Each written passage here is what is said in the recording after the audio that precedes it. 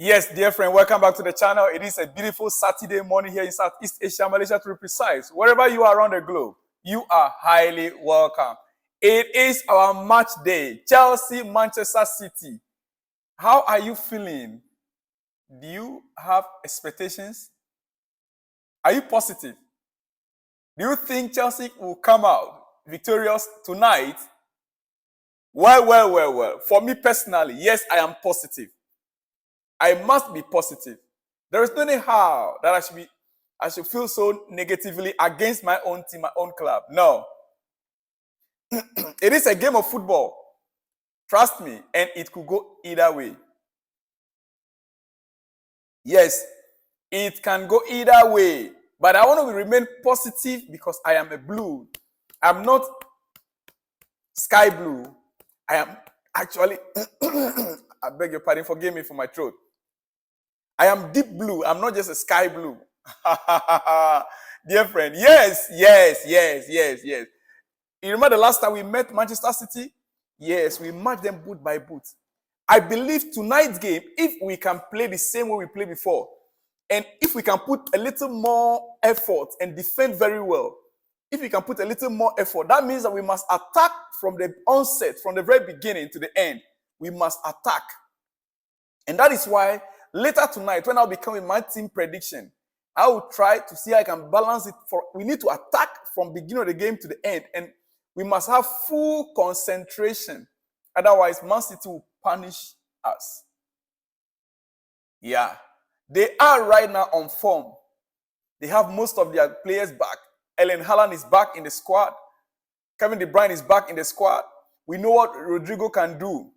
And so I will expect Chelsea to attack from the onset. But one player that I want to talk about, I want to start here with right now, is Raheem Stelling.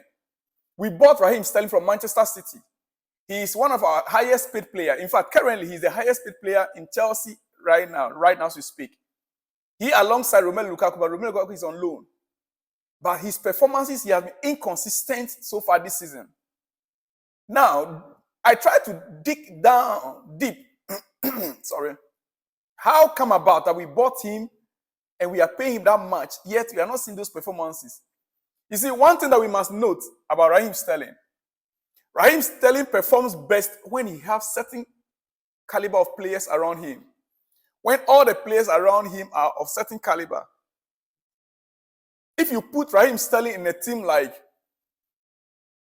let me not use anything to compare, but if he doesn't have the best of players around him, you will not see the best out of him.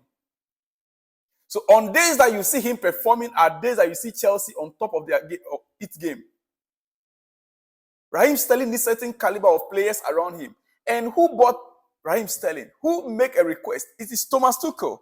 Thomas Tuchel specifically requested for Raheem Stelling to be bought. And when he bought Raheem Stelling, when he was bought, within a month, that was when Thomas Tuchel was sacked. You bought a player for Thomas Tuchel, within a month, you sacked him. And that is why the man, Raheem Stelling, is struggling. Because Tuchel identified Raheem Stelling as the player to solve Chelsea's problem then. Now, Thomas Tuchel made it his mission to sign Raheem Stelling in the summer of 2022, convincing Boehly and Boehly that he would transform Chelsea's attack and speaking personally with the player to encourage him to move. But just a month into the season, the German was sacked. That is where we are right now with Raheem Stelling. Tonight's game, honestly speaking, I will not expect him to start. He's not in my lineup. He's not in my predicted lineup. When I come out 2 hours to the game with my predicted lineup, Raheem Stelling will not be in it. That is just a fact. It's just a fact. But that is how it is right now, Raheem Stelling. It is what it is. All right.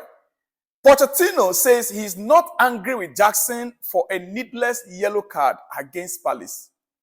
He said, if you are an experienced player, maybe yes, he would have been angry with you. But with him, he is young and he wants to share with the fans. I prefer that than to be on the bench sad because he didn't score. He wanted to share with the fans and the teammates his happiness. I like this from the coach. Honestly. He is not looking at the negative aspect of it, that the yellow card, he's looking at the young man His happiness that even though I am on a bench, I am happy my team is winning. And I want to celebrate with the fans. So if by celebrating with the fans, celebrating with his teammates, even though he was on a bench, he was substituted, he got a yellow card, that is good. What the coach is trying to say is that the cohesion in the team, we win together. We lose together. We are in this together. That is what the coach tried to say. The players that are on the bench and the players that are on the field playing, they must all understand that it is one purpose. We win together. We lose together. Period. We move on. Poch, with this thumbs up to you for this statement. All right. Pep Guardiola has spoken about Chelsea. And he emphasized more on Cole Palmer, who was once his prodigy. Yes, Cole Palmer. He said this before and he repeated it again in the press conference yesterday. And this is what he said. He said, I didn't have any doubt about his quality. The way he's playing is a star player. He's just an exceptional player. He moved on to get the minutes he has. Palmer moved on to get the minutes he has. It was just a question of time to show his quality. He's a lovely lad, and he helped us to achieve what we achieved. Oh, that is Pep Guardiola talking about Cole Palmer. He's a lovely lad, and he helped them to win the Champions League. Remember the treble last season? Yeah. The Champions League, the Premier League, and the FA Cup, also the treble. They won it last season. So Pep acknowledged the role Cole Palmer played with the squad at his disposal. Once again, Pep Guardiola on Chelsea. You know, when you see Pep Guardiola emphasizing no more on certain issues, when he's praising the opponent, knowing that he has identified a loophole, knowing that he planned to scatter, to cause damage to that opponent, he will come with a mind game. You know, Jose Mourinho is the master of this game. Pep now is coming with a mind game, trying to put Chelsea, rate Chelsea there. Then Chelsea, our head will not be sweetening us, will not be happy. By so doing, he will now penetrate. That is what he was doing. Listen to what he said. Pep Guardiola, he said, Chelsea, exceptional in all departments. Pep?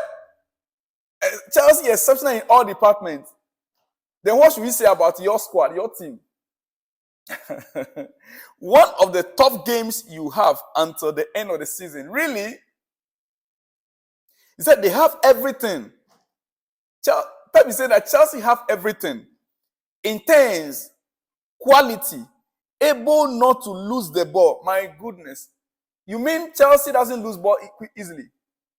He said able not to lose the ball. Difficult to find a Chelsea player who loses the ball. I'm done. Pep, this one I don't believe you. At least be real with us. Tell us the truth. Tell us that stop lying. Stop lying, Pep Guardiola. Stop lying. Tell us the truth.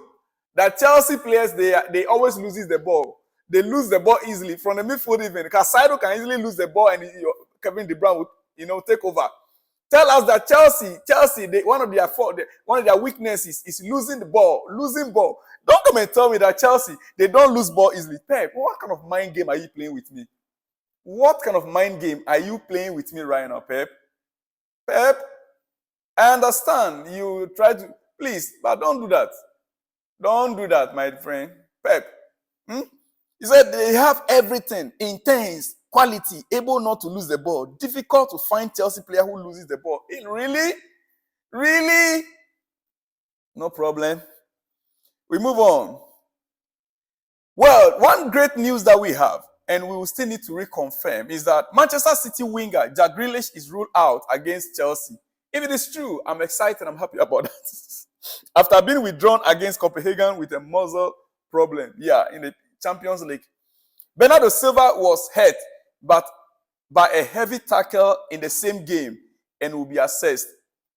While Josko Gvardiol remains out with an ankle injury. So, Mateo Kovacic and Sergio Gomez come back into contention after resuming training. They have the in-depth squad, so no matter what, but a player like Jack Grealish out, okay. Bernardo Silva most probably out, yes. Josko remains out with an ankle injury, yes, but they still have depth in the squad. Dear friend, let me end this breakfast news for you here. I'll be back with more exclusives before my team prediction lineup later on in the day. I'll see you in the next one when you see me, dear friend. Shalom and peace.